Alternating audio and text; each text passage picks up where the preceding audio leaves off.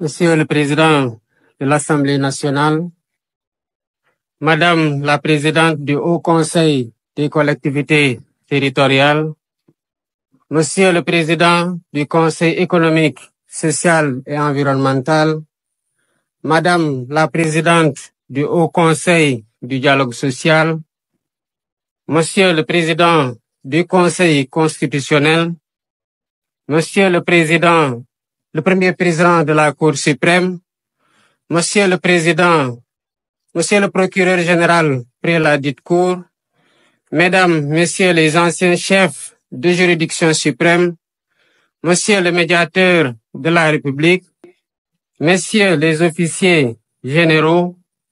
Monsieur le Président de l'Union des magistrats du Sénégal, Monsieur le bâtonnier de l'Ordre des avocats, Mesdames, Messieurs les membres de la communauté universitaire, Mesdames, Messieurs les officiers ministériels et auxiliaires de justice,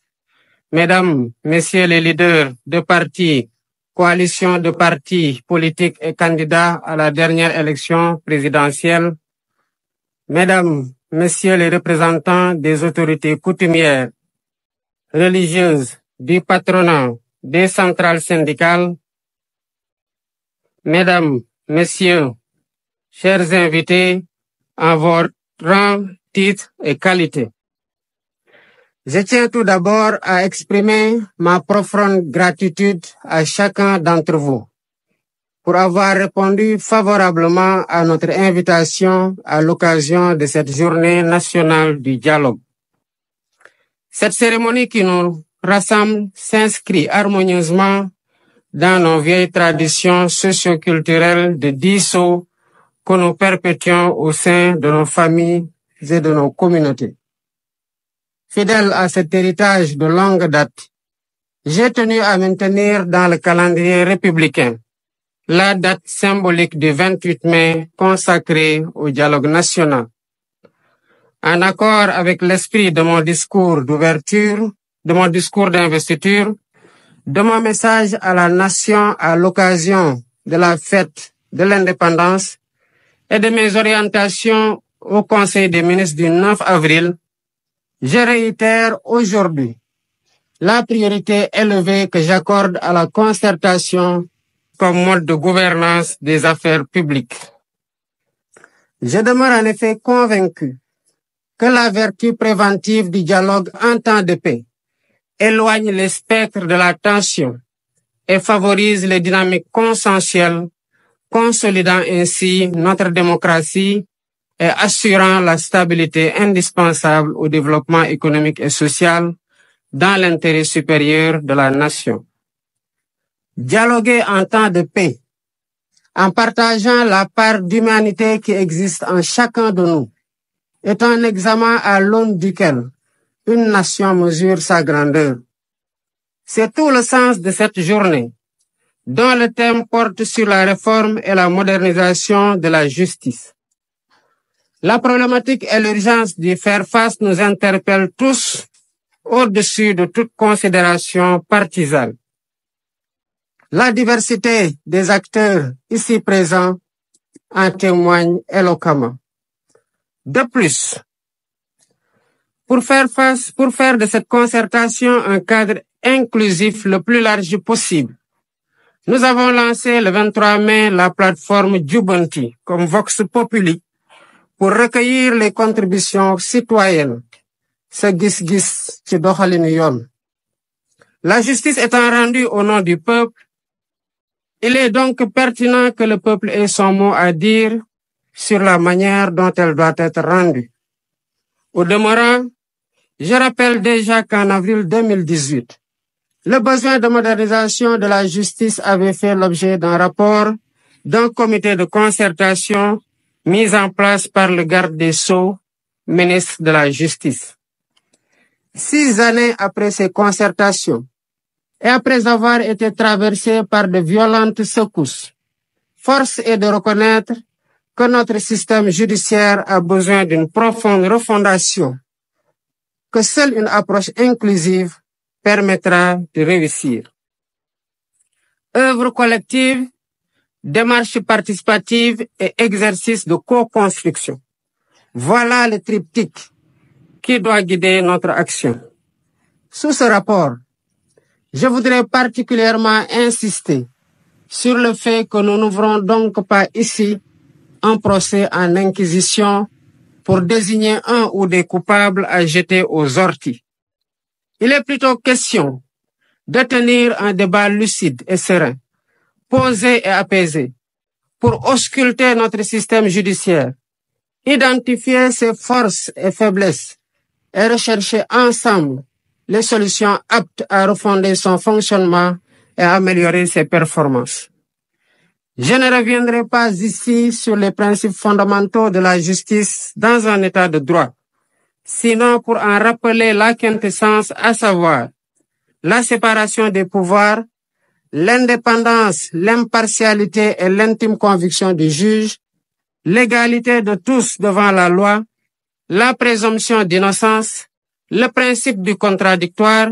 le droit à un procès équitable et l'habeas corpus, bouclier contre les arrestations et détentions arbitraires. En rappelant ces principes énoncés et encadrés par des règles, les textes légaux et réglementaires, j'ai en même temps conscience qu'ils ne suffisent pas à eux seuls pour jauger l'indépendance, la crédibilité et l'efficacité d'un système judiciaire. En effet, quelle que soit la pertinence des textes, c'est d'abord et surtout à l'aune de la pratique qu'on peut juger si un système judiciaire répond aux idéaux et exigences de l'état de droit. Voilà pourquoi, à travers ces assises, nous voulons interroger notre système judiciaire en revisitant ses règles et mécanismes afin de le perfectionner et le hisser à la hauteur des ambitions et aspirations de notre peuple. Les thématiques qui seront débattues incluent notamment le statut des magistrats, l'organisation et le fonctionnement du Conseil supérieur de la magistrature, la dématérialisation du service public de la justice et le numérique, le temps du procès pénal, le régime de la sanction pénale, le cadre juridique et institutionnel de l'administration pénitentiaire, les conditions de détention et de préparation à la réinsertion sociale des détenus, le régime de la privation de liberté, la prise en charge des enfants en danger ou en conflit avec la loi. La finalité de cet exercice est de nous aider à baliser la voie pour une réforme pragmatique de notre système judiciaire, afin qu'il inspire davantage confiance aux justiciables et préserve sa dignité. Pour ce faire, nous devons travailler à mettre en place un système plus transparent de gestion de la carrière des magistrats, à définir un régime de privation de liberté mieux encadré, à aménager un dispositif législatif et institutionnel de nature à favoriser la célérité dans le traitement des procédures judiciaires et à humaniser l'univers carcéral, à instituer des plateformes dématérialisées et fonctionnelles et améliorer le fonctionnement du système par l'allocation de moyens budgétaires suffisants et la poursuite des programmes de construction et de réhabilitation des infrastructures. Il convient aussi de rappeler que pour bâtir l'état de droit que nous voulons, la réforme et la modernisation du système judiciaire ne doivent pas seulement se limiter au volet pénal, qui, il est vrai, polarise plus notre attention collective. Nous ne devons pas oublier les affaires civiles, dont la matière commerciale constitue une composante majeure, le droit du travail et le contentieux administratif. Autant de domaines dont la prise en charge conditionne le fonctionnement de la justice. En portant nos réflexions sur tous les sujets à l'ordre du jour, je souhaite que nos échanges s'inscrivent dans une démarche pragmatique et répondent à la finalité de l'exercice. Mais ce faisant, gardons-nous de vouloir bâtir une république des juges qui remettrait en cause le principe cardinal de la démocratie, à savoir